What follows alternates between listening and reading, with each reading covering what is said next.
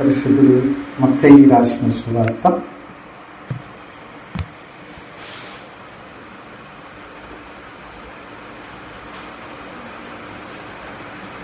6వ అధ్యాయం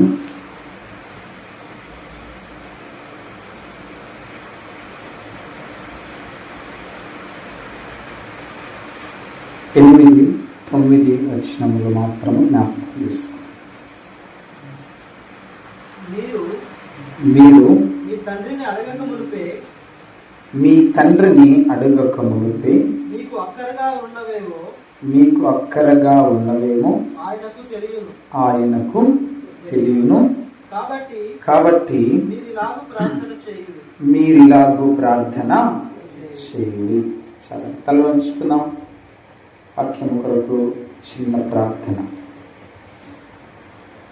మమ్మల్ని మిక్కిలిగా ప్రేమించిన మా ప్రియ పరలోకపు తండ్రి, పరిశుద్ధుడా, జీవము కలిగిన మా దేవ, మీకు వేల కొలదిగా స్తుతులు స్తోత్రములు చెల్లించుకుంటూ ఉన్నాం. గడిచిన దినములన్నింటిలో మీ రెక్కల చాటున మరుగుపరిచి ఈ దినాన నీ సజీవతనిచ్చి నిన్ను స్తుతించే గొప్ప భాగ్యమును మాకిచ్చావు. ఈ సమయమున మీరు మాతో మాట్లాడుతూ ఉండగా నీ సన్నిధికి నడిపించిన మేమందరమును కూడా మా క్రియలను మార్చుకునే విధముగా ఈ వాక్యము విత్తబడుతూ ఉండగా విని మార్పును చెందే కృపను మాకు అనుగ్రహించమని ప్రార్థిస్తూ ఉన్నాం. పరిశుద్ధుడా, నీకు వేల కొలదిగా స్తుతులు స్తోత్రములు చెల్లించుకుంటూ ఉన్నాం. ఈ ముందు నా సమయాన్నంతటిని మీకే అప్పచెప్పుకుంటూ తండ్రి, మరి విశేషముగా విత్తబడుతున్న వాక్యం వైపు మా మనస్సు నిలకడగా ఉంచుకొనుటకు మీరు మాత్రమే సహాయం చేయమని యేసు నామములో అడిగి వేడుకొని పొంది ఉన్నాము తండ్రి, ఆమేన్. మంచిదండి. ప్రభువైన యేసు క్రీస్తు నామమున చేరువచ్చిన విశ్వాసులందరికీ వందనములండి.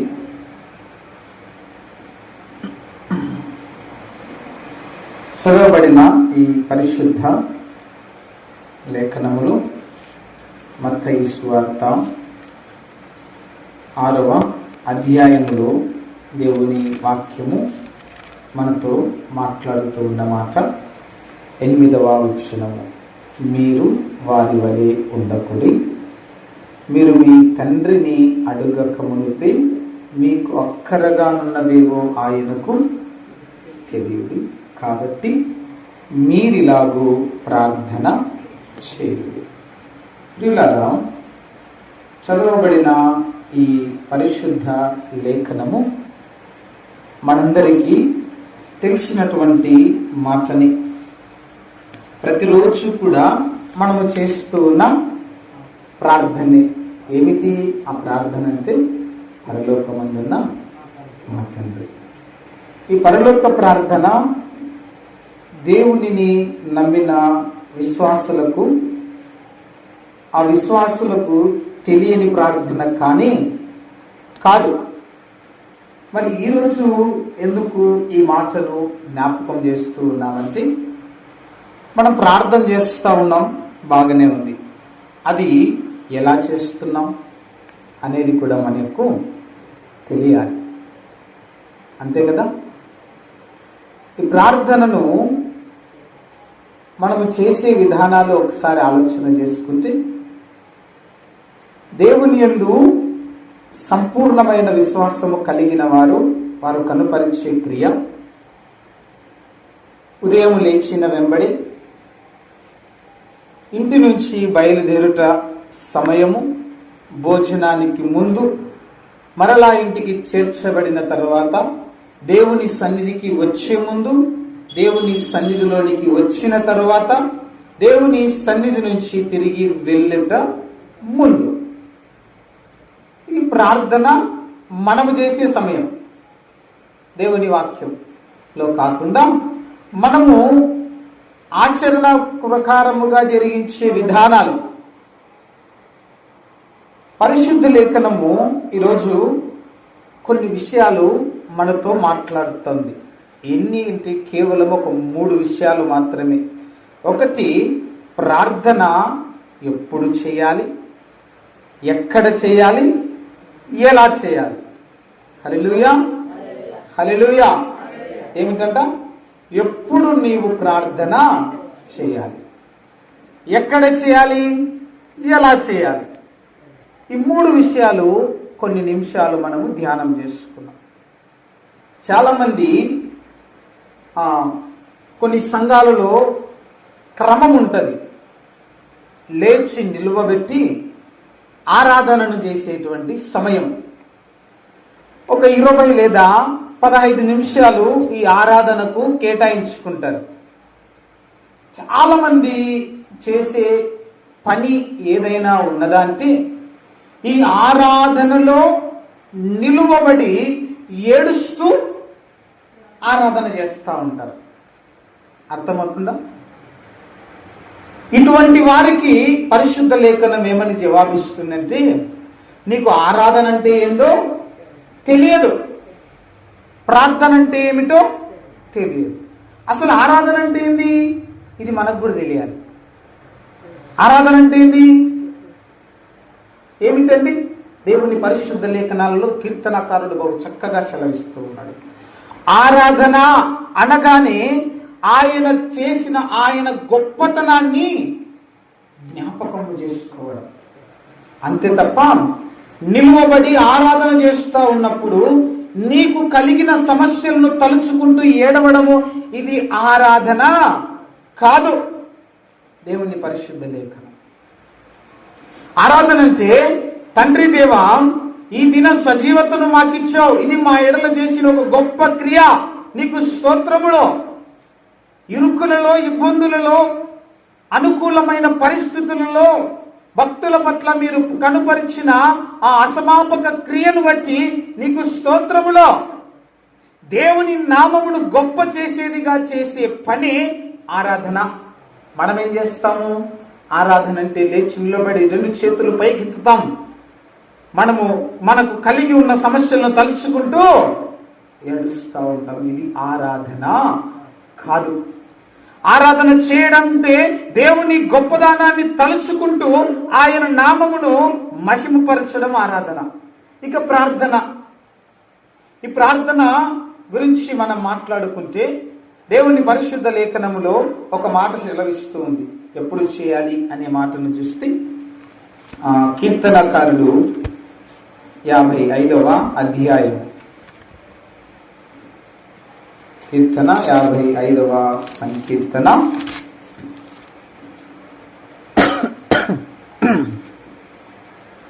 16-17 వచనములు. అయితే నేను దేవునికి మొరపెట్టుకొందును, యెహోవా నన్ను రక్షించును. సాయంకాలమున, ఉదయమున, మధ్యాహ్నమున నేను ధ్యానించుచు మొరపెట్టుకొందును, ఆయన నా ప్రార్థన ఆలకించును. Praise the Lord. Hallelujah, hallelujah. దేవునికి మాత్రమే మహిమ కలుగును గాక. ఆమేన్. దేవుని పరిశుద్ధ లేఖనం ఏమని సెలవిస్తుంది మనతో? దావీదు తంతి వాద్యములతో ఈ కీర్తనను రాస్తూ దేవుని యొక్క నామమును గొప్ప చేస్తూ అతడు చింతను అనుభవిస్తా ఉన్నప్పుడు మొదటి 8 వచనాల గురించి రాస్తా ఉన్నాడు. బలత్కారముగా ప్రవర్తించే వారిని నిర్మూలము చేయుట కొరకు 8వ వచనం నుంచి దాదాపుగా 11 వచనాలు ప్రార్థన దేవునికి చేస్తా ఉన్నాడు. స్నేహితునిచే మోసగింపబడిన దానిని గురించి ఆ దాదాపు 11 నుంచి 15 వచనాలు రాస్తూ ఈ 16-17 వచనాలు దేవుని యందు నమ్మకము కలిగి ఉండవలసిన వారు చేసే పనిని జ్ఞాపకం చేస్తా ఉన్నాడు. ఈ 16-17 వచనంలో ఏముంటా ఉంది? సాయంకాలమున, ఉదయమున, మధ్యాహ్నమున నన్ను రక్షించిన యెహోవాను నేను ధ్యానించుచు, ఆయనకు మొరపెట్టుచు, ఆయనకు ప్రార్థన చేస్తా ఉంటే ఆయన నా ప్రార్థనను ఆలకిస్తాడు. హల్లెలూయా, హల్లెలూయా. ఎప్పుడెప్పుడు అంటండి? 3 పూటల క్రమం. దీని గురించి మనం ఆలోచన చేసుకుంటే వేకోజామున 3 నుంచి 5 వరకు నువ్వు ప్రార్థన చేసుకోవచ్చు. మధ్యాహ్నం 1 గంట నుంచి 2 గంటల మధ్య ప్రార్థన చేసుకోవచ్చు.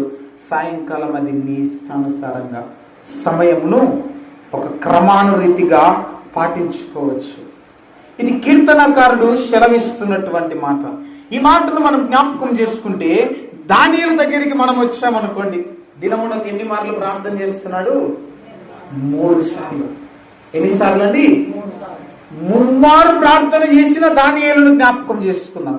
ఇతని ప్రార్థన ఎంతవరకు నడిపించింది అంటే ఆ దేశానికి రాజుగా ఉన్నటువంటి ఆ రాజ శాసనాన్ని ధిక్కరించేంత వరకు ఆ ప్రార్థన వెళ్ళింది.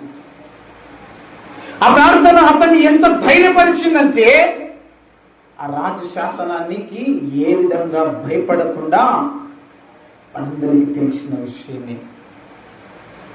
ప్రార్థనకు ఒక సమయాన్ని కేటాయించుకున్న దానియేలు ఆ సమయ ప్రకారం తన జీవిత కాలం అంతా కూడా ఎన్ని పనులున్నా, ఎంత అనారోగ్య సమస్యలున్నా, ఎన్ని అననుకూల పరిస్థితులు అతనికి ఎదురైనా ఏ సమయమైతే ప్రార్థనకు కేటాయించుకున్నాడో అదే సమయమును ఖచ్చితంగా ప్రార్థనను చేసేటువంటి, ఎలాగున్నా ఆ సమయాన్ని మాత్రము దుర్వినియోగం చేసేవాడు కాదంట. ఎవరైనా నా ప్రతిమకు తప్ప వేరొక దేవునికి గనక ప్రార్థిస్తే వారిని ఎక్కడేస్తా ఉన్నాడు రాజు? సింహాలకు. అగ్నిగుండంలో ఇంకా వేరే భక్తులు, షడ్రకు, మేషకు, అబేద్నెగో. యోసేపు దానియేలును ఎక్కడేస్తున్నాడు? సింహాలకు. ఎందుకు ఇంతగా అతన్ని అంత డేర్ చేశాడు, అంత ధైర్యంగా ఉన్నాడంటే అతడు ఒకే ఒక క్రమాన్ని కలిగి ఉన్నాడు. దినమునకు 3 మార్లు ప్రతిరోజు ప్రార్థన సమయాన్ని గడుపుతూ ఉన్నాడు. ఇది దానియేలు, దావీదు క్రమము.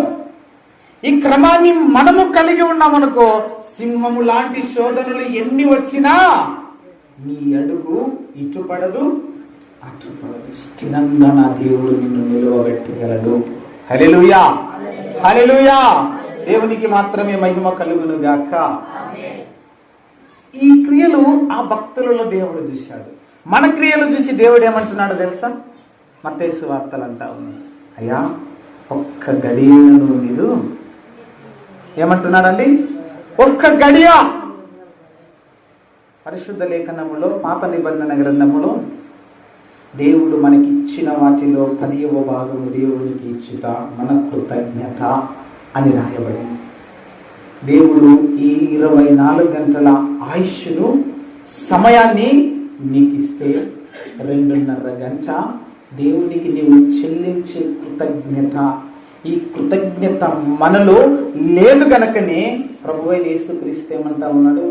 2.5 గంట అంటే నీకు ఆయాసమేమో, 1 గంట అయినను కూడా నీవు మేలుకొని ఉండలేవా? ఆలోచన చేద్దాం. ఎలాగ చేస్తున్నాం మనం ప్రార్థన? ఎప్పుడు చేస్తున్నాం ప్రార్థన? మనకు సమస్యలు అధికముగా మోయలేనంత, మన గుండె బరువు ఎక్కువైపోయేంత పరిస్థితి ఉన్నప్పుడు సమయము కనిపించకుండా ప్రార్థన చేస్తాం. హల్లెలూయా, హల్లెలూయా. ఆ ప్రార్థన ద్వారా నీ గుండె మీద ఉన్న బరువంతా దేవుడు తీసేసాడు అనుకో, తర్వాత అదే సమయాన్ని నీవు ముందుకు కొనసాగిస్తున్నావా లేదా? ఒకసారి ఆలోచన చేసుకో. ఓ విశ్వాసి, దావీదు, దానియేలు ఈ క్రమాన్ని కలిగి ఉన్నాడు గనుక ఆ గుహలో ఆ దృఢపరచబడిన మోకాలు ప్రార్థన చేస్తా ఉంటే గర్జించవలసిన సింహం ఏం చేస్తా ఉందంట? నోరు మూసుకొని చూస్తా ఉందంట దానియేలు. హల్లెలూయా, హల్లెలూయా. దేవునికి మహిమ కలుగును గాక. ఈ క్రమాన్ని మనము కలిగి ఉండాలి.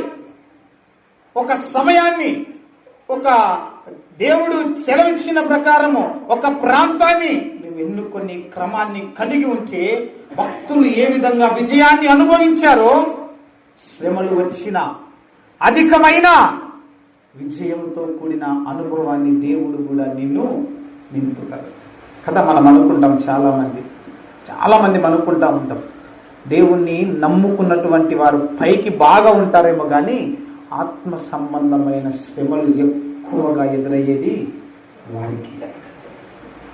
ఎవరికి? విశ్వాసములో బలపడుతున్నటువంటి వారు, సేవకులకు, ఆత్మీయ విశ్వాసులకు, ప్రార్థన పట్టుదల కలిగిన వారికి, సంఘ కాపరులు బలంగా స్థిరపరచబడిన వారికి అధికమైన శోధన.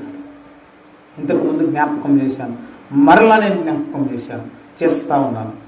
ఒక విశ్వాసి పడిపోవుటకు మొట్టమొదటిగా కారణం ఏమైనా ఉందంటే అపవాది వాడి మీదికి వేసేది వ్యభిచార సంబంధమైన శోధనే.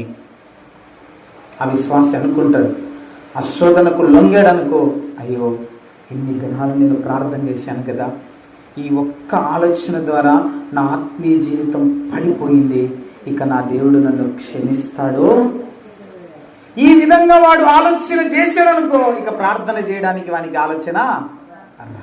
ఇది వాని టార్గెట్. ప్రార్థన చేసే వారి మీదనే వాని టార్గెట్, లూసిఫర్ టార్గెట్. మీరు అనుకోవచ్చు, నిలబడి చెప్పేవారు కానీ, కాపరులు కానీ, సేవకులు కానీ పైకి చూడడానికి సంతోషంగా ఉంటారు, ఆనందంగా ఉంటారు. ఆత్మ సంబంధమైన శోధనలు అధికంగా వారి మీద పనిచేస్తూ ఉంటారు. దానియేలు ఆ శోధనని ఎదుర్కోవడానికి, తన ఆత్మీయ జీవితానికి ఇప్పుడు ఒక శోధన ఏమిటి? ప్రార్థనని మాన్పించి వేయాలని ఒక కుట్ర. ఇది విశ్వాసి జీవితంలో పడగొట్టేది. కానీ దానియేలు వెనుకడుగు వేశాడా? లేదు. మరెక్కువగా ఆ సమయంలో ఆత్మలో మూలుచు ప్రార్థన చేశాడంట. దావీదు ఏమంటా ఉన్నాడు? ఆయన నా ప్రార్థన ఆలకించును. 55వ అధ్యాయం 17వ వచనం చివరి లైన్లో అంటూ ఉన్నాడు. ఈ విధంగా ఉదయము, సాయంకాలము, మధ్యాహ్నము నేను ధ్యానించుచు యెహోవాకు మొర్రపెట్టుచు ఉండగా ఆయన నా ప్రార్థన ఆలకించును. సమయము, ఒక సమయము కేటాయించుకో, దాని ప్రకారం రోజు నువ్వు సమయాన్ని కేటాయించు, దాన్ని అలాగే క్రమాన్ని తప్పకుండా పాటిస్తూ ఉండు. నా దేవుడు నీలో ఒక క్రమశిక్షణను చూస్తాడు. నా పట్ల నా బిడ్డ ఎంత క్రమంగా తన ఆత్మీయ జీవిత ఎదుగుదలకు సమయాన్ని కేటాయిస్తున్నాడు కదా. ఈ 3 సమయాలు గనక మనం ఖచ్చితంగా పాటించామనుకో, దేవుడు నీకు ఇవ్వబడిన ఈ 24 గంటలలో కృతజ్ఞతను నువ్వు చెల్లించినట్లే. హల్లెలూయా, హల్లెలూయా. దేవునికి మాత్రమే మహిమ కలుగును గాక. ఆమేన్. దాదాపుగా ఒక 6-7 నెలల నుంచి నా అనుభవాన్ని చెప్పుకుంటా ఉన్నాను. ఒక 8 మంది ఉన్నాం మేము వాట్సాప్ గ్రూప్లో. పొద్దున 3 గంటలకు ఆ ప్రార్థన మొదలైందా, ఒకసారి 5 అవుతుంది, 5:30 అవుతుంది. ఆ గ్రూపులో ఉన్న వాళ్ళందరూ ఒక్కొక్కరు అర్ధగంట వాళ్ళకు దేవుడు ఇచ్చిన ఓపిక కొలది ప్రార్థన చేస్తూనే ఉంటారు. అంతవరకు కూడా ఆ ప్రార్థన నుంచి ఎవ్వరు కూడా లిఫ్ట్ అవ్వనివ్వరు. ఇది ఒక సమయ క్రమాన్ని నీవు కలిగి ఉండాలి రీతిగా. ఇంకొకటి, ప్రార్థన ఎప్పుడు చేయాలనే మాట ఇంతవరకు మనం మాట్లాడుకున్నాం. రెండవదిగా, దేవుని పరిశుద్ధ లేఖనం మనము చూస్తే ఈ ప్రార్థన ఎక్కడ చేయాలి కదా, ఎక్కడ చేయాలండి? మత్తయి సువార్తలో మనం చూస్తే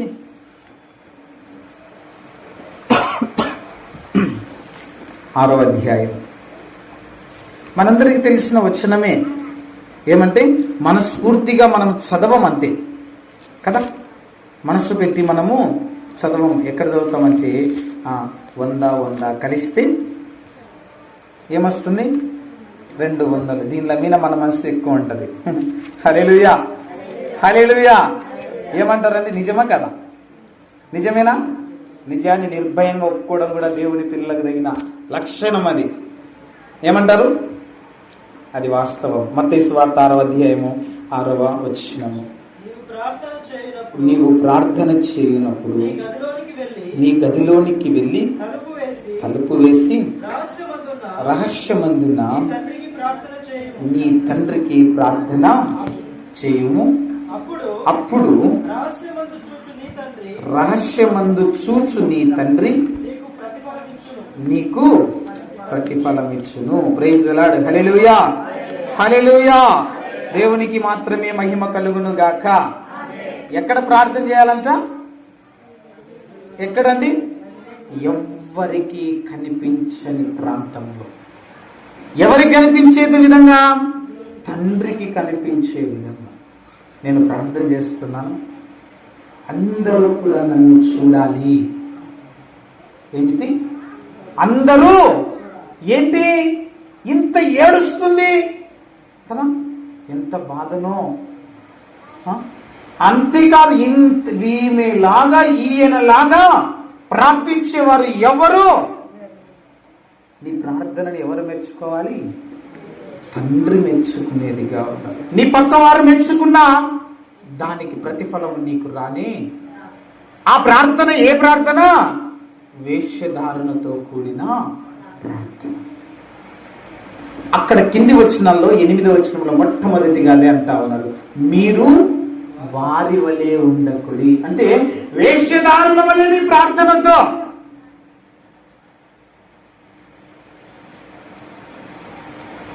సంపూర్ణమైన సమర్పణ కలిగిన ప్రార్థన నీవు చేయాలి. 51వ కీర్తన, విరిగి నలిగిన హృదయము దేవునికి ఎంతో ఇష్టము. ఇది రహస్యమందు తండ్రికి కనపడే విధంగానే నీ హృదయ ప్రార్థన ఉండాలి. ఈ విధంగా నీవు చేయాలి. దేవుని పరిశుద్ధ లేఖనం. ఇలా చేస్తేనే నా ఆత్మీయ జీవితంలో ఎదుగుదలను మనము చూడగలం. లేకపోతే నీ ఆత్మీయ జీవితంలో ఎదుగుదల ఉండదు. విశ్వాసులారా, ఇంతకు ముందు జ్ఞాపకం చేసిన భక్తుని మరలా చెప్తాను. మేడ గదిపైకి వెళ్ళి యెరూషలేము తట్టునకు కిటికీ తలుపును తెరిచి ఎవ్వరికి కనిపించకుండా తండ్రికి మాత్రమే కనపడే రీతిగా ఏం చేస్తా ఉన్నాడు? ప్రార్థన చేస్తా ఉన్నాడు.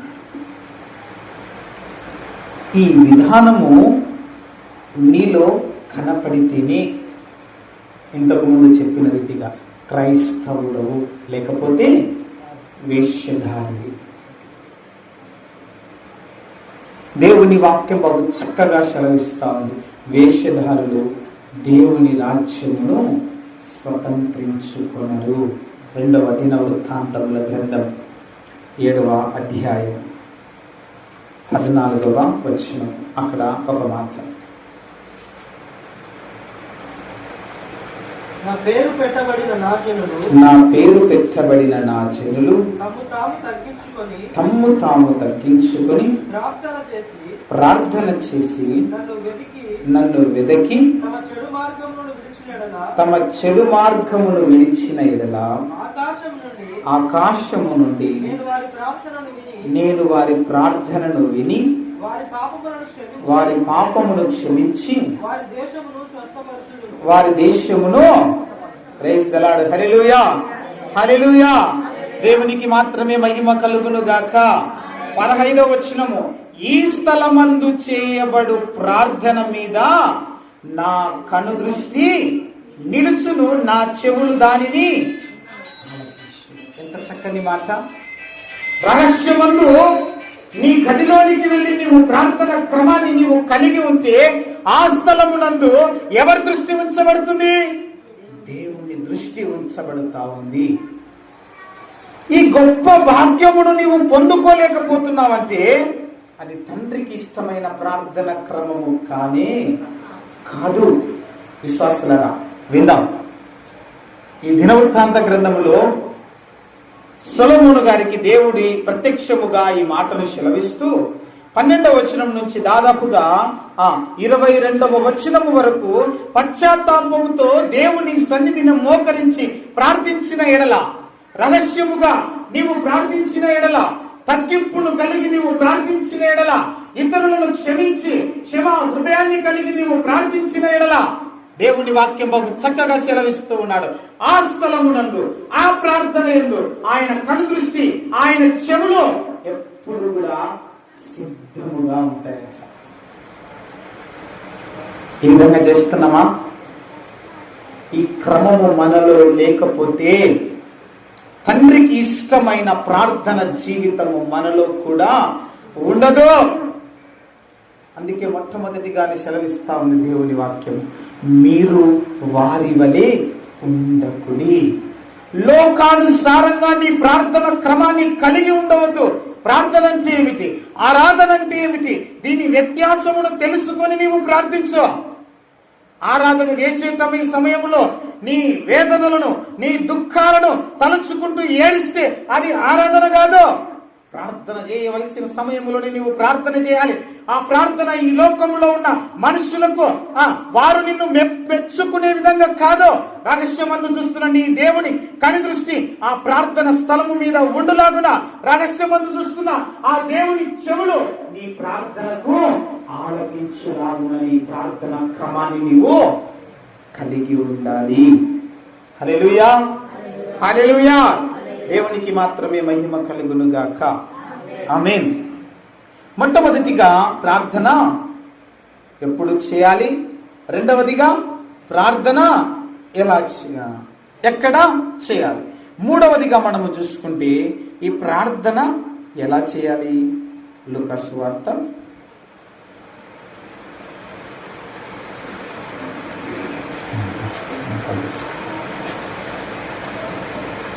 11వ అధ్యాయం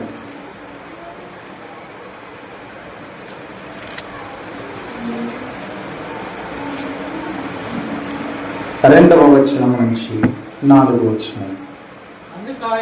అందుకాయన మీరు ప్రార్థన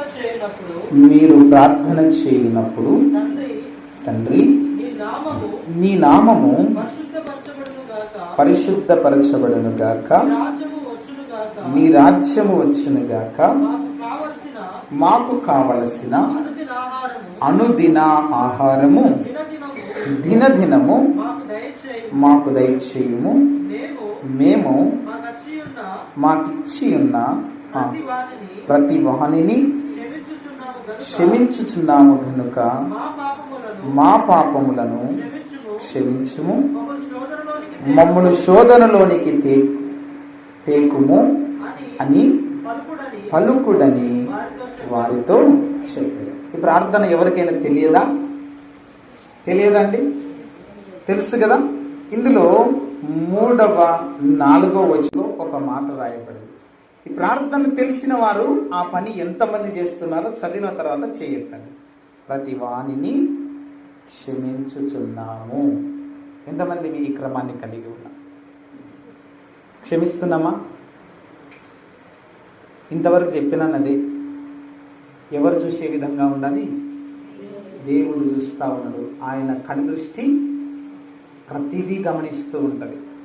మనం ఒకవేళ వ్యక్తిన చెయ్యెత్తినా మన హృదయం ఎవరికి తెలుసు అంటారా? అది దృష్టిలో ఉంచుకొని చేయి పైకెత్తుదాం. ప్రతి వానిని మనం క్షమిస్తున్నామా? ఇలా ప్రార్థన చేసే నీవు క్షమించినట్లయితేనే ఈ ప్రార్థనను కలిగి ఉండు. లేకపోతే ఒకవేళ చేసినా ఇది దేవుడు మెచ్చుకునే క్రమము నీలో లేదు, ఉండదు. బాగా చక్కగా దేవుడు సెలవిస్తా ఉన్నాడు. ఈ ప్రార్థనకు దేవుడు ఏమని సెలవిస్తూ ఉన్నాడంటే మాదిరి ప్రార్థన అని పేరు పెడతా ఉన్నాడు. మాదిరి ప్రార్థన అంటే ఏమిటి?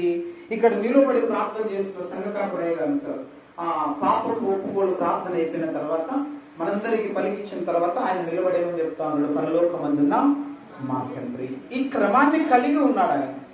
అంటే మాదిరి ప్రార్థన ఏమిటంటే ఇక్కడ నిలబడిన ఆయన, నేను నా శత్రువులను క్షమిస్తున్నాను. దేవుని ప్రియ సంగమా, మీరు కూడా ఈ మాదిరి క్రమాన్ని కలిగి ఉండండి, పాటించండి కదా. ఇది చేయండి. మీరు క్షమిస్తేనే దేవుని వాక్యం ఏమంటా ఉంది అక్కడ, మా పాపములు క్షమించు. అంటే నువ్వే చెప్తా ఉన్నావు, నేను నా పొరుగు వారిని క్షమిస్తే తప్ప నా పాపములు నీవు క్షమించవద్దయ్యా. అంతే కదా ప్రార్థన? అంతే కదండి పరలోక ప్రార్థన రోజు చేస్తున్నాం కదా. ఏమని మళ్ళా జ్ఞాపకం చేస్తాను, మీరు మాకచ్చి ఉన్న ప్రతి వానిని క్షమించుచున్నాము గనుక మా పాపములు క్షమించుము. నీవు ఇతరులను క్షమించకపోతే నీ పాపాలు కూడా దేవుడు క్షమించడు. ఇది దేవుడు చెప్తున్న మాట. మాదిరికరమైన ప్రార్థన. ఈ విధంగా ప్రార్థన చేయమంటున్న దేవుడు మనతో సెలవిస్తా ఉన్నాడు. చూడండి, ఇంతవరకు నేను చెప్పాను కదా, ఇప్పుడు టైం అయిపోయింది, గ్రూప్ కాల్ వచ్చింది. ఇప్పటి నుంచి దాదాపుగా మళ్ళీ ఒక 2 గంటల వరకు ఈ ప్రార్థన క్రమం అలానే కలిగి ఉంటుంది. విందాం దేవుని మాట. నేను ఏదో మేము ఇలా ఉండాలని చెప్పడం లేదు, మీరు ప్రార్థన సమయాన్ని కేటాయించుకోండి అని చెప్తా ఉన్నాం అంతే. హల్లెలూయా, హల్లెలూయా. దేవుని వాక్యం నీతో బహు చక్కగా సెలవిస్తా ఉంది. నీవు ఇతరులను క్షమిస్తున్నాను అని చేసే ప్రార్థన, నీవు క్షమిస్తేనే నీ పాపములు కూడా దేవుడు క్షమించేది. దేవుడు అంటా ఉన్నాడు, నీవు క్షమించి ప్రార్థన చేయవయ్యా, ఇది నాకు ఇష్టమైన ప్రార్థన. ఈ విధంగా నీవు చెయ్యి కదా. ఒక సమయాన్ని కలిగి ఉండమంటా ఉన్నాడు, రహస్యముగా చేయమంటా ఉన్నాడు, నాకు ఇష్టమైన ప్రార్థన నీవు చేయమంటావు. ఈ 3 విధానాలు మనలో ఉంటేనే దేవుడు సెలవిస్తా ఉన్నాడు, నీవు చేసే ప్రార్థన స్థలమందు దేవుని కనుదృష్టి, నీవు చేసే ప్రార్థన యందు దేవుని చెవి వేగిరమే జవాబునిస్తాడంట. హల్లెలూయా, హల్లెలూయా. అతడు అనుకొని కూడా ఉండింటాడు, ఏమని గర్జించి వీధికి వచ్చి పీక్క తినే సింహము నోరు మూసుకొని చేతులు కట్టుకొని నా ముందర కూర్చుంటది అనుకొని ఉంటాడా? దానియేలు అస్సలు అనుకొని. కారణం ఏమైంది? సమయ పాలన, దేవునికి ప్రార్థన, కృతజ్ఞతను కలిగి ఉన్న విధానము ఆ రోజు గుహలో ఉన్న దానియేలును కాపాడింది. మీరు ఇంకొక విషయం ఇక్కడ గమనించాలి, ఆ ప్రార్థన క్రమం ద్వారా రాజు మనస్సులో దయను పుట్టించిందంట. అయ్యో, దానియేలుకి ఏమైందో? సింహాల బోను లేచింది ఎవరు? ఆ రాజే కదా. మరలా రాజు ఏమనుకుంటున్నాడు? రాత్రంతా నిద్ర లేదంట కదా. ఎంత గొప్ప ప్రార్థన! హల్లెలూయా, హల్లెలూయా. ఈ క్రమాన్ని కలిగి ఉన్న దానియేలు శిక్ష వేసిన రాజుకే ప్రార్థన ద్వారా దయను పుట్టించిన ప్రార్థన. ఎంత గొప్ప ప్రార్థన, శక్తి కలిగిన ప్రార్థన. ఒక క్రమాన్ని కలిగి ఉన్నాడు. తెల్లవారుజాము నుంచి దుఃఖంతో పిలుస్తున్నాడు, దానియేలు, నీవు సేవిస్తున్న నీ దేవుడు నిన్ను రక్షించాడా? వింటున్నారా విశ్వాసులారా? దానియేలు చేసిన ప్రార్థన క్రమాన్ని బట్టి ఆ రాజులో మార్పు మొదలైంది. నీవు కలిగి ఉన్న ఈ ప్రార్థన క్రమం ఎవరిలో మార్పు రావాలి? అన్యులలో, దేవుళ్ళలో. ఎవరిలో? అన్యులలో, నీ పొరుగు వారిలో. ఎస్, నిజం. ఈమె గతములో ఈమె ఎంత వ్యభిచారి లేదు, వీణెంత తిరుగుబోతులేడు కదా. తల్లి తండ్రికి విధేయత చూపడు, ఎలా పడితే బలాదురుగా తిరిగేటువంటి వాడు, భయం లేనటువంటి వాడు, విధేయత అంతకు మాత్రము లేదు. వినండి విశ్వాసులారా, ఇప్పుడైతే ఒక మంచి క్రమాన్ని కలిగి ఉన్నాడు. దానికి కారణం ఏమంట? ప్రార్థన. ఈ సాక్ష్యాన్ని దేవుడు వినాలని ఆశపడుతూ ఉన్నాడు. హల్లెలూయా, హల్లెలూయా. దేవునికి మాత్రమే మహిమ కలుగును గాక. ఆమేన్. కాబట్టి విశ్వాసులారా, ఈ దినాన దేవుని వాక్యం మనతో మాట్లాడుతున్నటువంటి విషయం, ఎప్పుడు చేయాలో నీవు నిర్ణయించుకో, దానికి తగినట్టుగా క్రమాన్ని కలిగి ఉండు. ఎక్కడ చేయాలో దాన్ని కూడా స్థిరపరచుకో. దేవునికి కనపడే విధంగా మాత్రమే అక్కడే నీ ప్రార్థన క్రమాన్ని కలిగి ఉండు. ఎలా చేయాలో నీవు తెలుసుకో. నీవు చేసి ఇక్కడ దేవుని దగ్గర క్రియను కనపరచు. అప్పుడే నీ పాపములు తండ్రి ఎదుట క్షమించబడతాయి. ఈ రీతిగా మనముండి మన క్రియలను మార్చుకొని దేవునికి అనుకూలమైన ప్రార్థన క్రమాన్ని కలిగి ఉండిన వారముగా దేవునికి మనల్ని మనం కనపరుచుకోవాలని దేవుడు ఈ కొన్ని మాటలు మన హృదయంలో, మన వినికిడిలో దేవుడు దీవించి ఆశీర్వదించుగాక. ఆమేన్. ప్రార్థించున్నాము. ప్రభావమును కనపరచుము. క్రీస్తు